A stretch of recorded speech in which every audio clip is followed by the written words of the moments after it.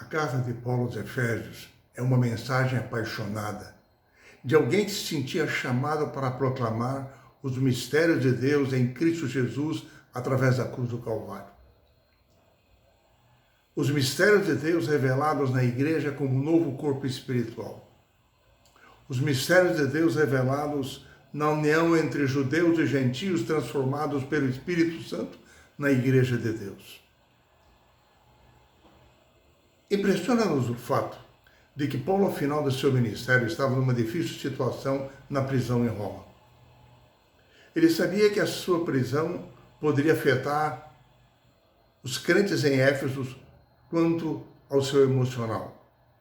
Porque, afinal, Paulo não era um mensageiro de um Cristo vitorioso, porque ele agora havia se tornado um prisioneiro desprezado. Paulo ajudou os crentes a verem que a sua condição estava dentro do plano de Deus, o plano divino, e ele estava sofrendo, por amor a Cristo, a pregação do Evangelho, sofrendo em favor deles, por causa da sua paixão pela igreja e por sua missão. Embora preso sob a autoridade do Império Romano, Paulo se diz prisioneiro de Cristo. Hoje, você e eu, se confiarmos nossos caminhos às mãos de Deus, mesmo que vivamos em situação difícil, nós teremos a certeza de que estamos sob os cuidados, sob os planos de um Deus amoroso que tem propósitos para a nossa vida. Outro ponto que atrai a nossa atenção na carta de Paulo aos Efésios é que Paulo se apresentava como ministro por dom da graça de Deus, não por seus méritos pessoais. A visão que Paulo possuía de si mesmo nos impacta quando lemos, por exemplo, as suas cartas na ordem cronológica em que elas foram escritas. Quando ele escreve aos Gálatas, ele diz que ele era um apóstolo divinamente nomeado. Mas depois ele chega a dizer que ele era o menor dos apóstolos. Na primeira carta aos Coríntios, ele diz que ele não era digno de ser chamado apóstolo. Na carta aos Efésios, ele se intitula como o menor de todos os santos. E, finalmente, ao escrever a Timóteo, na sua primeira carta, capítulo 1, verso 15, ele se apresenta como o principal dos pecadores. A linha de raciocínio de Paulo pode ser explicada por um texto de Ellen White que nós encontramos na parte de terça-feira na lição dessa semana. E é o seguinte: quanto mais perto você estiver de Jesus, mais cheio de falta se sentirá a seus próprios olhos, pois a sua visão ficará mais clara. Suas imperfeições serão vistas em amplo e distinto contraste com a natureza perfeita de Cristo. Por isso Paulo se sentia o maior dos pecadores. Paulo vai repetindo nas suas cartas que ele fora chamado por Deus para pregar o mistério de Cristo. O mistério de Deus. Que mistério de Deus é este? Em suas cartas, Paulo utiliza essa expressão mistério para designar três coisas. Primeiro, para falar do plano da salvação oculto no coração de Deus através dos séculos, anunciado pelos profetas, prefigurado no santuário de Israel, revelado através da encarnação de Cristo, que assumiu a natureza humana para viver e morrer em nosso lugar. Assim, para Paulo, o mistério de Deus era a pessoa de Jesus Cristo, como Deus homem. Esse é o mistério maior de Deus. O segundo uso que Paulo faz da expressão mistério é quando ele diz: o mistério que é Cristo em vós, a esperança da glória. A obra do Espírito Santo habitando na mente e no coração dos filhos de Deus, tornando-os novas criaturas, filhos de Deus, isso é um mistério. E na carta aos Efésios, Paulo faz algumas orações em favor dos crentes.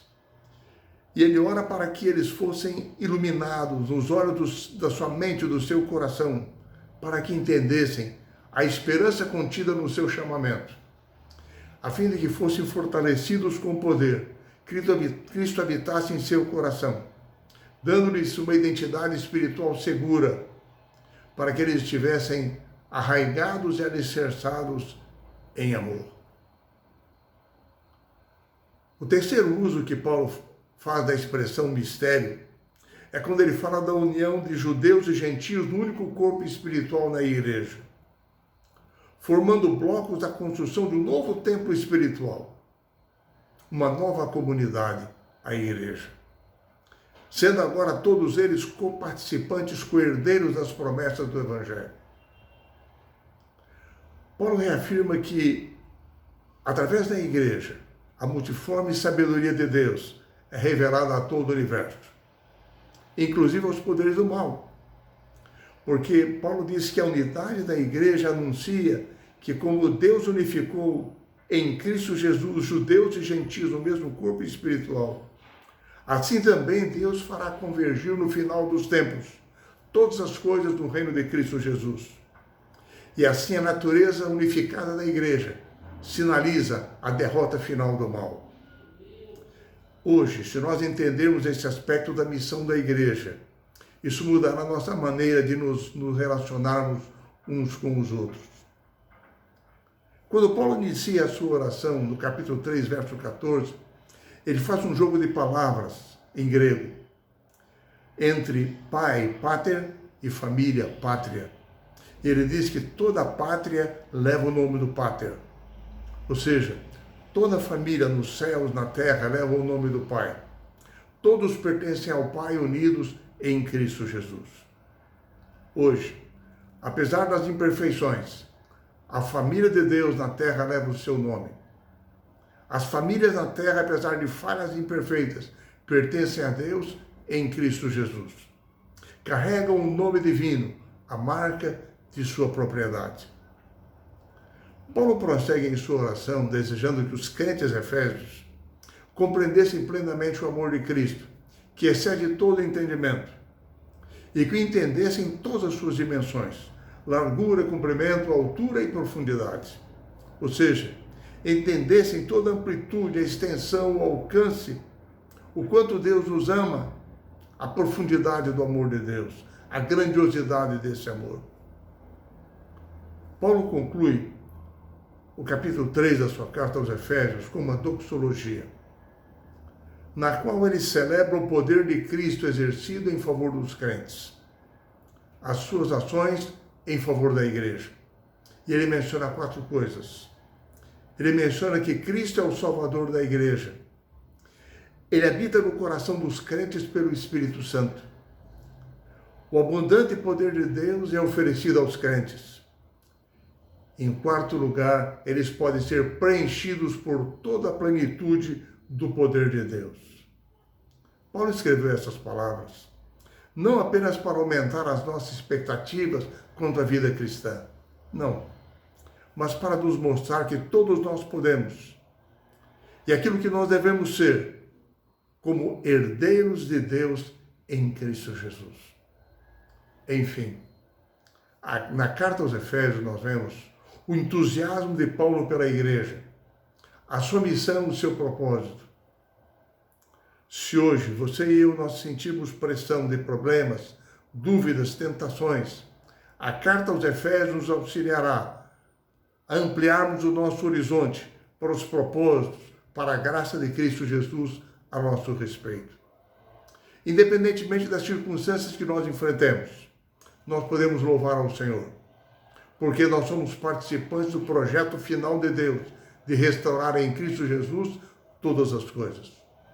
Que você e eu possamos louvá-lo por suas bênçãos, por sua atuação em nossa vida. E assim o Senhor nos bendiga hoje e sempre ao estudarmos as promessas da sua santa palavra.